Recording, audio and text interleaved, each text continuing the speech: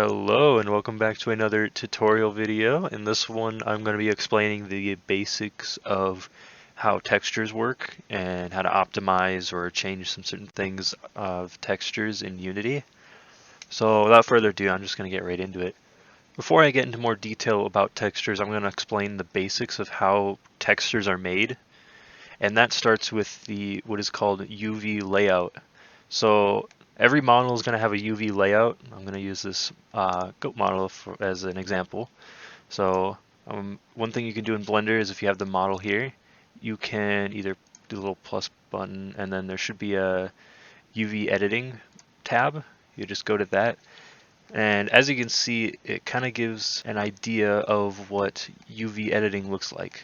So if you can imagine, those little cardboard cutouts where they'd be flat and then you can cut them out and then it would create like a 3D shape. That's generally the same idea with how UV editing works. So first of all models have UVs. You can create those or Blender can create them. Pretty much what this will do will give you the basics of how the textures will look. So pretty much all of these are pieces that make up this model right here. And then I can go over here to my actual painted textures. And this might give you a better idea of how this works. So whenever you go to edit textures, whether that be in Substance Painter or Krita, this could go for anything really.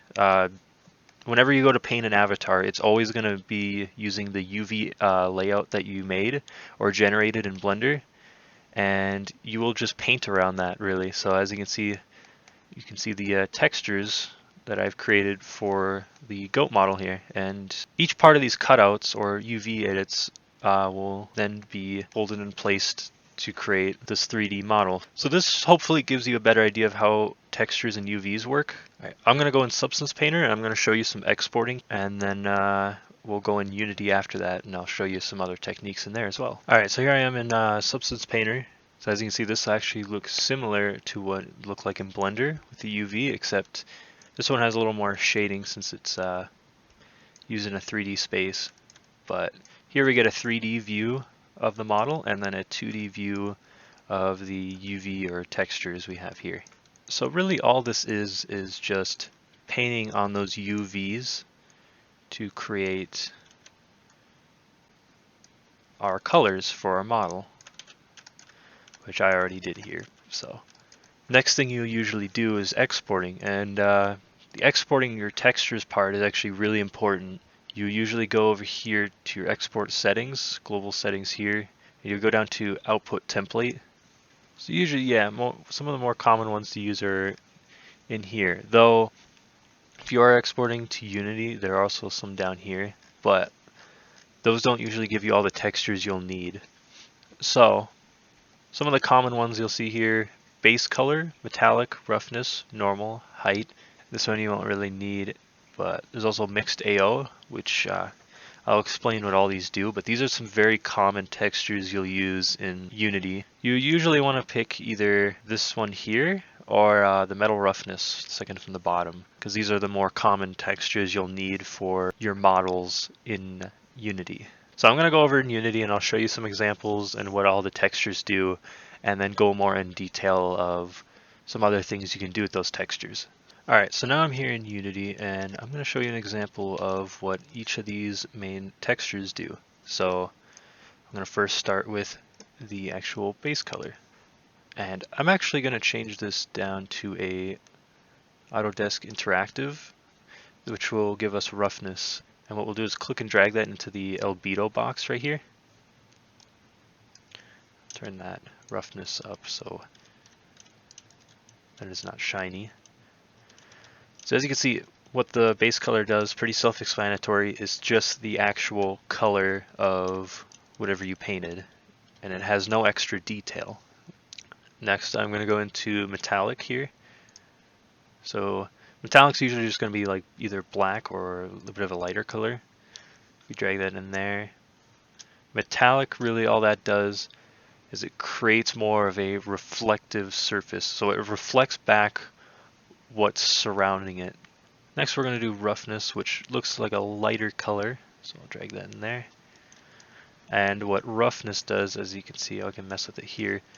So roughness can make it look solid, rough, or really reflective. So the difference between metallic and roughness, metallic will reflect while roughness will reflect lighting. Imagine roughness being how the light reflects off of the model, and metallic being how objects reflect off your object. And the next most important thing is going to be the normal map, which I will drag up here. Now what the normal map does is it will take the lighting and make it 3D and pop out more. So really what the normal map does is it kind of creates that false illusion of depth with lighting, which, as you can see, if we remove that, you can see no longer have that dark outline there. And if I put that normal map back, you can slightly see how it creates a false illusion of depth. Not really the best example I'm showing off here, but hopefully that gives you a better idea of how that works. So height is usually kind of a grayish looking texture, and we'll put that in there. Now what height does is it also creates a false illusion of depth, but in more detail and not lighting. Not really any good example with this. So really that's all the height does, is it creates more of a false illusion of depth. And then the last one will be the occlusion, which will look something like this, mixed AO. And this, if you choose to put this in there, this creates more of a detailed shadow, making it look like there's more shadow and depth to what you have. So altogether it creates a very detailed looking object that you have painted. So if you choose to have something with depth, like usually the most common one is bricks. Bricks will use a lot of height and normal maps and occlusion to create a false illusion of depth between each brick. So that's just a more common use of normal height and occlusion, though it can be used for a lot of things as well. So hopefully that gives you a better example of how each texture works, at least the more common ones that are used. Another really common one that's used is emission, but I don't have emission for this one. So really all emission does is it only brightens up the object you have with emission. So it doesn't actually emit light, but it brightens the textures so they're more visible. So as you can see, if I turn it down, it's darker. If I turn it up, it's a very bright orange. But if you look, it doesn't actually emit any light anywhere like an actual light bulb would. It's just only brightening up the object it's attached to. But now I'm going to go into more detail with optimizing or upping the quality of your textures, which are usually some very common ones that are used. So if you have a texture with a lot of detail that looks very pixelated or less detailed, which actually I will use my main textures on the body for.